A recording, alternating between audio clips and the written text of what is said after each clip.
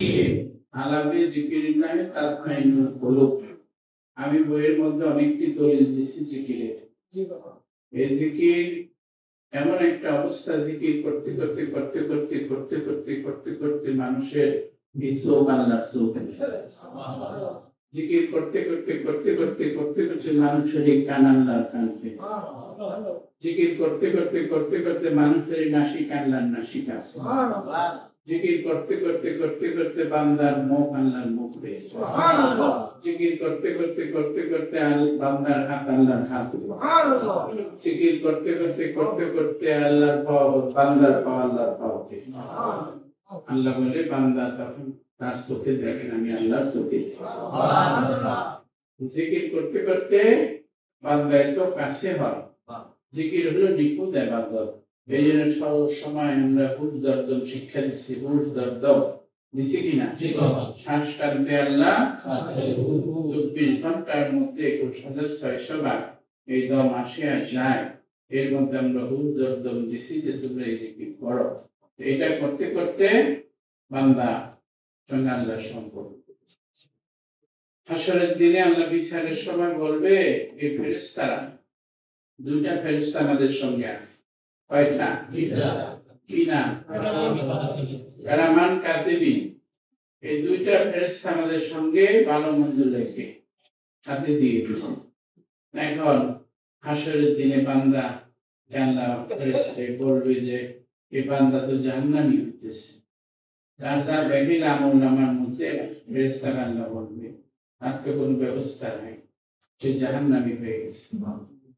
ফেরেশতা বলবে আর কোন আমল তাদের মধ্যে আছে কিনা তোমাদের জানা মতে? ফেরেশতারা বলবে, না আল্লাহ, আমাদের যা জানা ছিল তোমার কাছে বেশ করছি, বেশ করছি। ও বেশ করছে, তবে একটা আমল তাদের মধ্যে আছে যেটা ফেরেশতা তোমরাও জানো, যেটা আমি জানি আর এই বান্দা জানি। ও আমার জিকির, আমার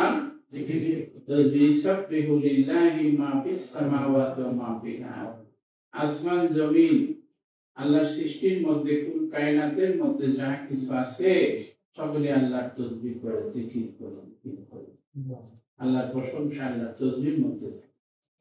এই যে বান্দা কারামান কাতিবিন, তোমরা সেই খবর রাখো নাই আমার জিকিরে বান্দারা ও আমার গোপনে গোপনে আমার জিকির করতে আমার সাথে যাও, আমি তার মাফ করে দিই, সব তাকে জান্নাত দিচ্ছি। এই শেষ সমাধান জিকিরের। কাজে জিকিরের গুরুত্ব অনেক। আমার জানা মতে এই সাধনার জীবনে আমি পাইছি জিকিরের গুরুত্ব অনেক বেশি। আপনারা যদি সর্বসময় জিকিরে থাকতে পারেন তাহলে নিঃসন্দেহে আপনার নাচতে নাচতে জান্নাত। তাহলে সর্বসময় জিকির করবেন তো। শ্বাস টানতে আল্লাহ, এই যে এখন জিকিরকে ব্যঙ্গ করে মানুষ, নানান রূপ করে আল্লাহর নাম জপবেন, তাও মন্দ বলে কি? জিকির আল্লাহ বলছে এমন ভাবে করো তোমাকে মানুষ পাগল বলো, পাগল বলো।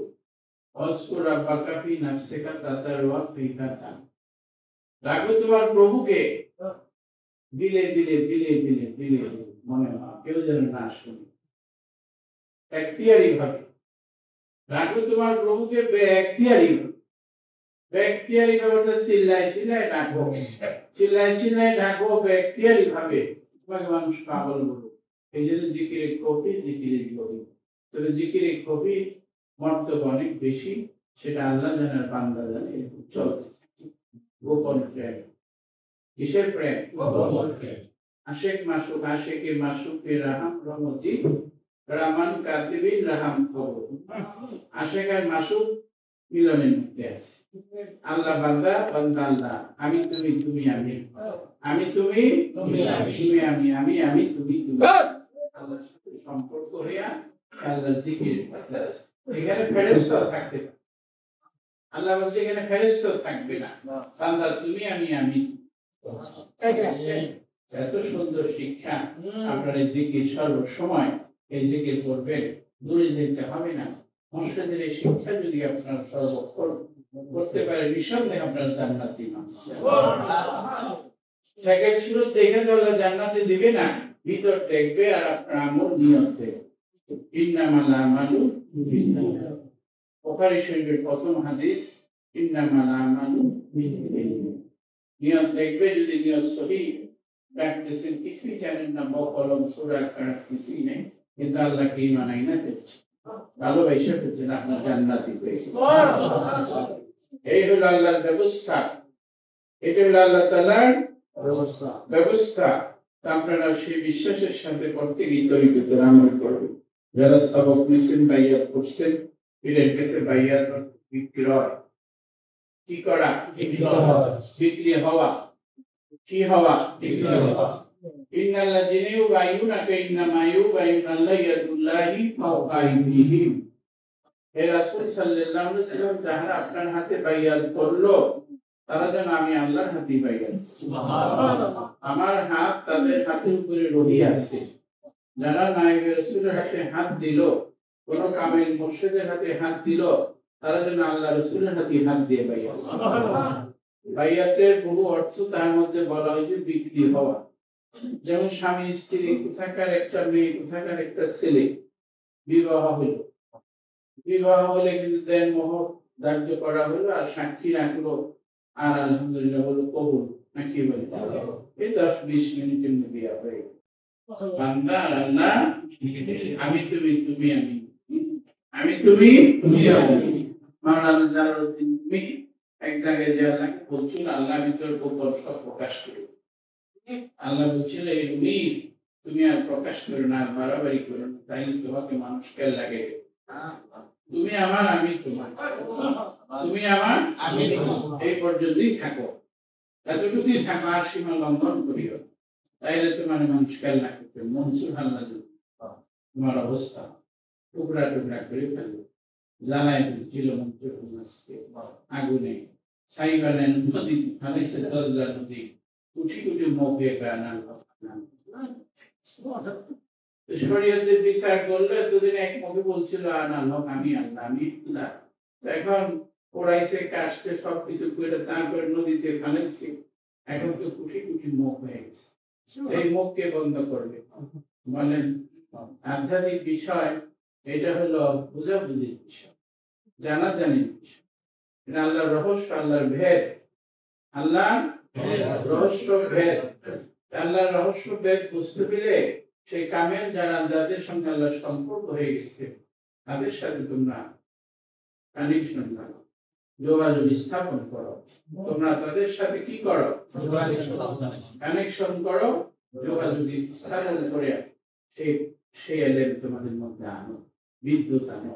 আপনার ঘরে বিদ্যুৎ আনতে হলে তার টানতে হবে, এটা বিনা তারে ইথারের মতো পাওয়া তোমার মধ্যে আনতে হবে। সেই শিক্ষাই কামেল। আপনারা এই শিক্ষা নিজের মধ্যে রাখেন, অন্যকেও বলার চেষ্টা করবেন তো? কই করেন তো না, তাবলীগ করেন না। কোরআনে কিন্তু তাবলীগের কথা আছে, কিন্তু ঘরবাড়ি ছাইরা আপনার এই 3 মাসের 6 মাসে বছরে যদি চলে যাবেন, এটা কোনো জায়গায় বলা, এই তাবলীগের কথা বলা। তাবলীগ করতে বলছি কোরআন, তুমি তোমার সত্যটাকে বলো। কোথায় বলবা? তোমার ঘরে বলো, বাহিরে বলো, বন্ধু বান্ধব সমাজের মধ্যে, নাকি সেখানে ইসলামের কোনো বৈরাগ্যতা নাই। এখন আপনারা সেই তাবলীগটা করতেছেন না কোরআনে। আজকে কয়জনকে দাওয়াত দিচ্ছে, গতকাল কয়জনকে দাওয়াত দিচ্ছে? বলে এই জায়গায় দীর্ঘদিন আসছি, যদি বলি যে তরিকতের গুরু রাত্রের জন্য তোমরা কয়জনকে দাওয়াত দিচ্ছে? খুব কম লোক আছে যাকে আছে যে এই দায়ী, এই যে পীরের যে হুকুম, এটি তো আমরা মানতে, সাধারণ হুকুম। আর যদি কঠিন হুকুম আসে, তাহলে আরো বিপদ। তাহলে আমরা এটুকু মানতে পারি না, তাহলে মহব্বত আমাদের কত দূর আমরা যেতে পারতেছি। পীরের হুকুম পিছু দেখবে যে হুকুমের উপরে খুব কাজ করতেছে, তখন আপনার কিছু বলা লাগবে না, আল্লাহ থেকে ফয়সালা এসেছে। আর যদি ঘষাঘষি করে, পীর যদি আপনার উপরে রাজি না থাকে, পীরের মুখ ওইদিকে, আপনার মুখ আরেকদিকে, আল্লাহর মুখ এইদিকে, আপনার মুখ আরেকদিকে, কাজ হবে? কলসের মুখ এইদিকে, টিউবওয়েলের মুখ আরেকদিকে, জীবনভর পানি দিল, সেখানে পানি কাজী একে চশমে জাদান গাফিল আজা শাহিনা বাসি saya bikin nikah itu agama. তোমার মুখ আল্লাহর মুখ এরকম হইতে হবে। তোমার পীরের চাওয়া তোমার চাওয়া এরকম হইতে হবে, তাহলে তোমার বেড়া। এখন আপনার পীর কোন কাজে খুশি হয়, কোনটা করলে কোন কর্মের মধ্যে আপনার পীর রাজি হয়, সেটার মধ্যে যদি আপনি চলতে পারেন, সহজে আপনার ছায়ের বাঁকা সুযোগ এখানে আপনার হাসিল হয়েছে, আপনার কলর গতি জারি হয়ে যাবে। আপনার অত সাধনা করা লাগবে না, পীর আপনার দিকে নেক নজরে তাকাইলে আপনি লতিবার মুখ আল্লাহ। এখন যদি আপনি হুকুম না মানেন, পরে যাবে কিভাবে?